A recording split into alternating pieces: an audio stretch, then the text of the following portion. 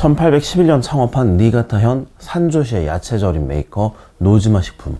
이 회사의 7대째 사장인 노지마 켄스케 사장은 사학 명문인 메이지 대학을 졸업하고 광고 대리점에서 일했습니다. 가업을 물려받는 전통에 따라 부친으로부터 회사를 물려받은 게 2000년이었습니다. 그는 사업 영역을 가공식품으로 넓혔습니다. 그가 개발한 샐러드 드레싱은 일본 최대 항공사 ANA의 국제선 퍼스트 클래스 식사에 채택됐습니다. 매출은 7억 엔을 넘어섰습니다. 하지만 4년 전 지병을 얻으면서 상황이 바뀝니다. 병원 신세를 지낸 시간이 늘어나면서 경영에 전념하기 어렵게 됐지만 사업을 물려줄 사람이 없었습니다. 창업 200년이 넘는 노포의 명맥이 끊어지는 것을 막기 위해 노지마 사장이 선택한 수단이 기업 인수합병 M&A였습니다.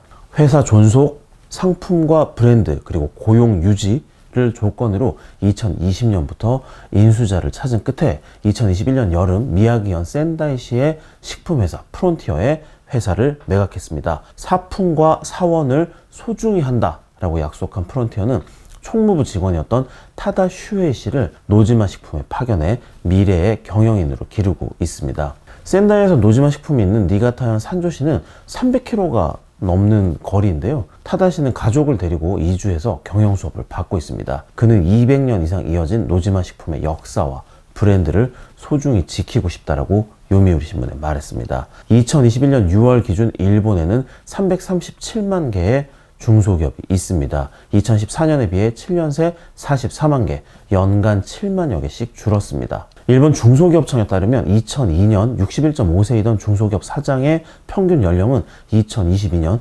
71.6세까지 높아졌습니다. 2025년이면 중소기업 245만 곳은 평균적인 은퇴 연령인 70세를 넘은 사장들이 경영할 전망입니다. 중소기업의 약 80%를 70세 이상 고령자가 운영하는 셈입니다. 이 기업들 가운데 127만 곳은 후계자를 구하지 못한 것으로 추산됩니다. 이대로라면 일본 중소기업의 3분의 1이 후계자가 없어서 문을 닫는, 이름 그대로 대폐업의 시대가 오게 된 겁니다. 대폐업의 시대는 이미 현실로 다가오고 있습니다. 시장 정보회사인 도쿄 상공리서치에 따르면 2022년 휴폐업 또는 해산한 중소기업은 약 5만 곳으로 1년 새 12% 늘었습니다. 20년 전인 2002년에 비해서는 2.8배 늘었습니다. 이 가운데 55%가 흑자인 상태로 문을 닫았습니다. 경영이 어려워서 망해서가 아니라 후계자 부족이 원인이었습니다. 중소기업청은 대책을 마련하지 않으면 중소기업 60만 곳이 흑자인 상태로 문을 닫으면서 650만 명의 실업자가 발생하고 22조엔의 국내 총생산 GDP가 줄어들 것이라고 예상했습니다. 중소기업은 일본 전체 기업의 99.7%에 달하고 전체 고용의 70%를 담당합니다. 물려줄 사람이 없어서 문을 닫는 중소기업 가운데는 우수한 기술을 가졌거나 외국인 관광객이 많이 찾는 여관도 많습니다. 특히 중소기업은 지방의 산업을 지탱하는 중추이기 때문에 지역의 쇠퇴를 가속할 것으로 일본 정부는 우려하고 있습니다. 중소기업의 후계자를 찾아주는 사업 승계 대책을 마련하는데 필사적인 이유입니다. 하지만 말처럼 쉽지가 않겠죠. 인구 감소의 역습, 인력난이 심각해서입니다. 일손만 부족한 게 아니라 경영자는 더 부족합니다. 대폐업의 시대를 어떻게든 막으려는 일본의 사업 승계 대책은 크게 세제 혜택과 기업 인수합병 지원으로 나뉩니다.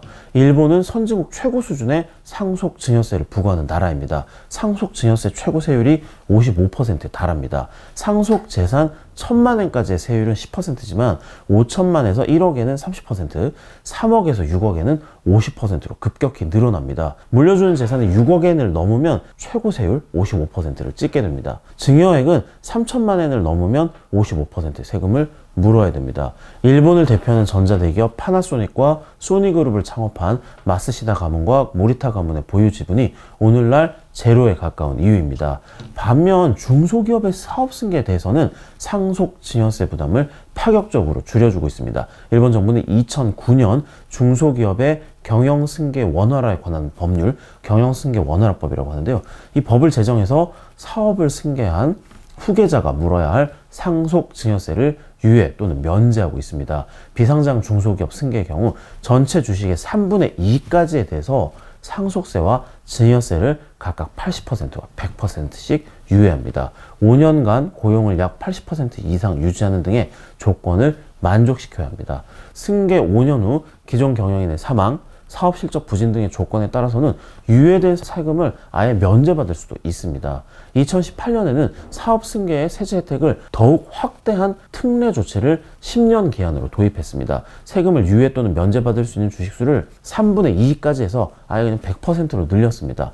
80%였던 상속세 유예 비율도 100%로 올렸습니다. 특례 조치를 인정받으려면 지방자치단체 사업계획서를 제출해야 하는데요. 작년 말 세제 개편을 통해서 일본 정부는 오는 3월 말까지 어떤 제출 기한을 2026년 3월까지 2년 더 연장을 해줬습니다. 세제 혜택과 함께 사업 승계를 지원한 또 하나의 축은 M&A입니다. 기술력이 있고 회사 사정이 좋은데도 물려줄 사람이 없어서 문을 닫게 된 중소기업을 제3자가 인수해서 명맥을 잇게 만드는 수단입니다. 한국도 일본의 제도를 참고해서 이 M&A를 통한 사업 승계를 적극 지원하고 있는데요.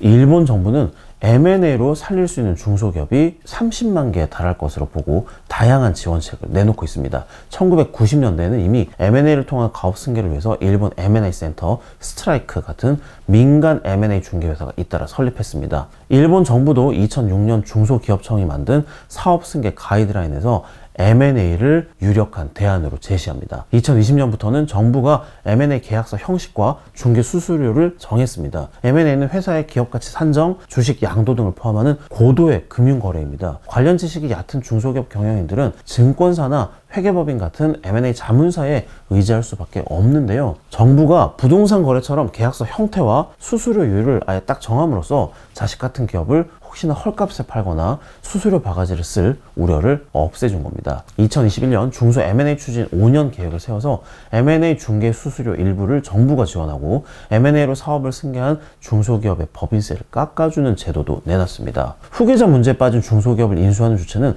기업만이 아닙니다. 사모펀드, PF 운용사도 M&A를 통한 승계 문제 해결에 중요한 플레이어입니다. 일본 정부는 사업 승계형 M&A를 전문으로 하는 PF를 직접 지원하고 있습니다. 지난해에도 120억 엔의 예산을 투입해서 사업 승계 기업에 투자하는 민간 펀드를 지원했습니다. 대폐업의 시대를 막으려고 금산 분리 규제도 완화했습니다. 한국과 마찬가지로 일본도 은행이 직간접적으로 기업을 지배하는 것을 금지하고 있습니다. 일본의 은행법상 은행은 사업회사, 즉 기업 지분의 5%까지만 보유할 수 있습니다. 하지만 2019년과 2021년 단계적으로 법을 개정해서 기업 재생과 사업 승계 목적일 경우에는 지분을 100%까지 인수할 수 있도록 규제를 완화했습니다. 덕분에 시중은행도 자회사를 통해서 경영권을 사들이고 기업 가치를 높인 후에 되팔 수 있게 됐습니다. 시중은행의 PF 영업이 가능해진 셈입니다. 메가뱅크라고 부르는 초대형 시중은행 가운데 2위인 미쓰이 스미토모 파이낸셜 홀딩스 그룹이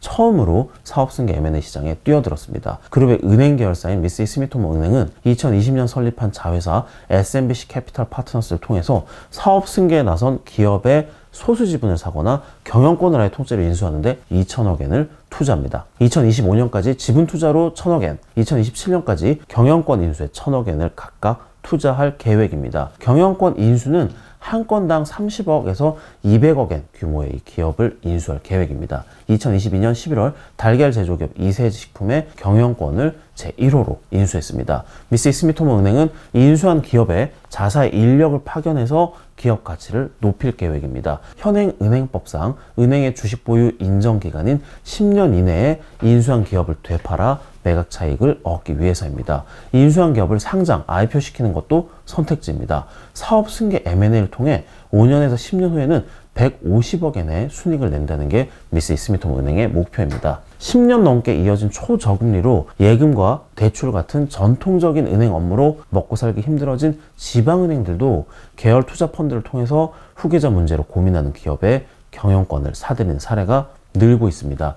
은행 입장에서는 이 M&A 중개 수수료와 향후의 매각 차익에 더해서 인수한 기업 경영인과 친족의 자산운용까지 맡을 수 있어서 새로운 수익원으로 떠오르고 있다고 합니다. 히로시마 지역은행인 히로긴 홀딩스 계열 히로긴 캐피털 파트너스와 중소 중견기업과 거래가 많은 리소나 은행의 투자 전문 자회사가 사업 승계 M&A에 나서고 있습니다. 아키타 은행과 도쿠시마 현의 아와 은행도 각각 10억엔과 30억엔 규모의 사업 승계 지원 펀드를 운영하고 있습니다. 노자키 히로나리 토요대 교수는 은행의 정보 수집 능력을 살려서 대출과 주식 양면에서 기업의 재생을 지원하는 흐름은 은행에 있어서도 사회에 있어서도 이익이 크다라고 말했습니다. 이 같은 지원에 힘입어 사업승계 M&A 거래수는 2022년 1681건으로 5년 새 2.4배 늘었습니다. 하지만 2배 넘게 늘었다고 해도 여전히 M&A가 대폐업을 막는 대안이라고 부르기엔 무리가 있어 보이죠. 2019년 일본 중소기업청이 세운 목표는